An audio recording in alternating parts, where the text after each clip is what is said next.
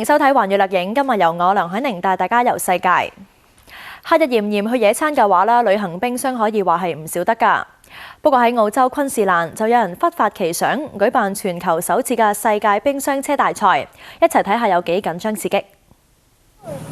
呢個唔係普通嘅手提冰箱，裝上摩打之後就變身成為戰車。世界冰箱車大賽喺昆士蘭道格拉斯港舉行，42個參賽者包括嚟自主辦國澳洲、新西蘭、日本、波蘭同美國。佢哋要駕駛冰箱車力爭殊榮。冰箱車時速可以達到20公里，雖然唔係好快，但都唔易控制㗎。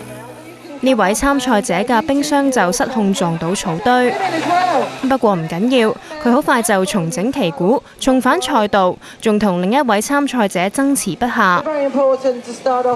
105米長嘅賽道有唔少彎位，對參賽者嚟講係考驗。到底坐喺手提冰箱喺草地馳騁，感覺係點呢？見到佢哋玩得咁開心，就知答案啦。結果東道主澳洲車手因佔天時地利，成為首屆冠軍。比賽結束之後，一眾冰箱就還原身份，到下年比賽嘅時候再次披甲上陣。唔少人對待寵物如珠如寶。喺美國洛杉磯有商人睇準市場，推出另類嘅狗保姆，不過並唔係託管或者照顧佢哋嘅起居飲食，咁係做啲咩嘅呢？ Hi, my name's Rachel. I live in Hollywood. I'm currently enrolled to get my veterinary assistant certification. 佢就係其中一個應徵放狗員。你冇聽錯，依家放狗都有專人協助。相信唔少狗主都試過想帶狗仔出街做運動，但係就分身不暇。除咗拜託鄰居或者朋友代勞，依家仲多一個選擇。狗主可以即時登入手機應用程式，揾一揾喺附近嘅放狗員，由履歷、經驗、評語以至佢哋嘅片段都一目了然，總有一個喺做緊。It's really easy. It's like having a dog walker in your pocket. We provide GPS tracking for all of your dog walks. You get a report card after every dog walk, so you know how many minutes and miles the dog walker took your dog. Plus, all of our dog walkers are bonded, insured, and background checked. 應用程式創辦人話，單單喺洛杉磯就有100幾個合資格放狗員，擔心職場見面唔啱眼緣。狗主可以預約啱心水嘅放狗員上門見一見面，順便交代一下隻狗嘅習性同埋需要等。萬一主人唔喺屋企都唔緊要㗎，公司會提供一個特別嘅鎖安放住所嘅鎖匙，就連保安問題都照顧到。呢一個服務每半個鐘費用係20美元，一個鐘就30美元，係咪經濟實惠就見仁見智。跟住關注下海洋污染問題。秘魯2隻海龜因為誤吞塑膠垃圾而中毒，好彩被保育人士救起，經治療之後重返大海。康復出院嘅係約15歲、重20公斤嘅代母，同25歲、重25公斤嘅綠葵龜。佢哋早前因為喺大海誤吞塑膠垃圾，差啲入咗鬼門關。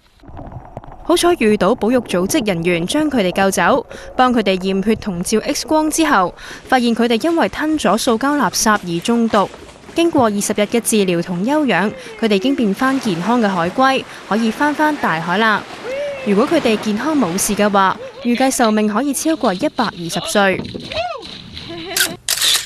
美國同古巴就關係正常化進行會談，暫時仍然未決定重開大使館嘅日期。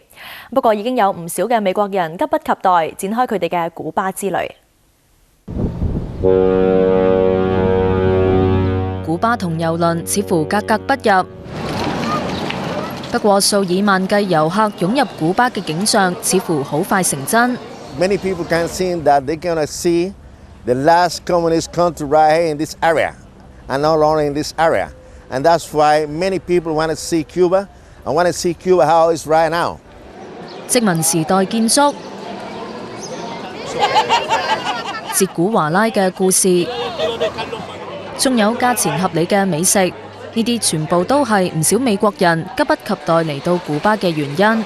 We wanted to see Cuba in its natural setting with its culture that exists, and we're so afraid that In a number of years, once they open this up to the United States, it's going to be thousands and thousands of American tourists coming here. 雖然美國同古巴仲未決定幾時正式復交，但係唔少古巴人都認為改變係難以避免㗎。Muchas personas tienen la certeza de que van a haber cambios en Cuba. Claro, si conversas con un norteamericano te va a decir que los cambios van a ser una avalancha, no solo de personas, sino comercial. La frase más común es quiero venir a Cuba antes que llegue McDonald's.